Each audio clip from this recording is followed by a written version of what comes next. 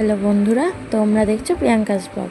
তো এতদিন ব্লগ বন্ধ ছিল, মানে আমি আপডেট দিতে পারিনি। তার কারণ আমাদের শরীর কারোরই একটা ভালো ছিল না। এখন তো যেন ওয়েদার চেঞ্জ হচ্ছে, তো শরীর প্রচণ্ড এক এক করে সবারই খারাপ ছিল বলতে গেলে। তো কালকে তো রথ ছিল জানো সবাই, তো বেরিয়ে পড়েছিলাম একটু ঘুরু করতে। আর আমার বর তো কাজে ছিল, তো যেহেতু ও কাজে ব্যস্ত ছিল ওই জন্য আমি র্যাপিডো করেই চলে গেছিলাম। আর দোকানে গিয়েই একেবারে আমি রথটাকে নিয়ে পড়েছিলাম।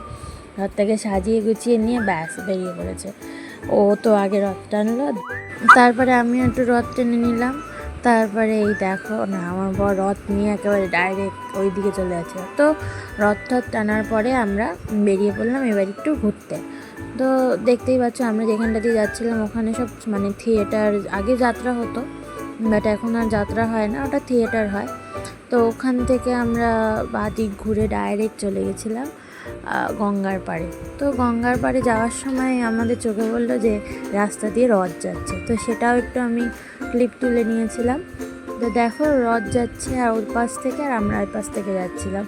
আমি আমার বরকে বলছিলাম আমরা ও পাশ থেকে গেলে ভালো হতো। তো তারপর আমরা গঙ্গার পাড়ে খানিকক্ষণ একটু বসে চা খেয়ে আবার চলে আসলাম এই ক্যাফেটায়। আর এই ক্যাফেটা জানো তো হেদুয়া পার্কের একদম সামনেই, মানে একদম হেদুয়া পার্কের গায়ে। তো ক্যাফের ভেতরের অ্যাম্বিয়েন্সটা খুব ভালো ছিল। আর এই মানে আয়নাটার মধ্যে লাইট ছিল, তো আমি বারবার ওটা অন করে দিয়েছিলাম লাইটটা কেন জ্বলছে না। তো একটু আমি আমাকেও দেখিয়ে দিলাম। তো আমার বর দেখো না বসে বসে জল খাচ্ছে, বলছে খাবার কখন দেবে। ব্যাস এইবার চলে এসছে। এবার আমরা একটু খাওয়া দাওয়া করে বেরিয়ে পড়লাম আমাদের বাড়ির উদ্দেশ্যে, মানে আমার বাবার বাড়ির দিকে আমরা যাচ্ছিলাম।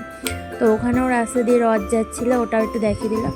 তো বন্ধুরা আজকের ব্লগটা এইটুকুই, আবার দেখা হচ্ছে নেক্সট একটা অন্য ব্লগে। Tata, bye bye.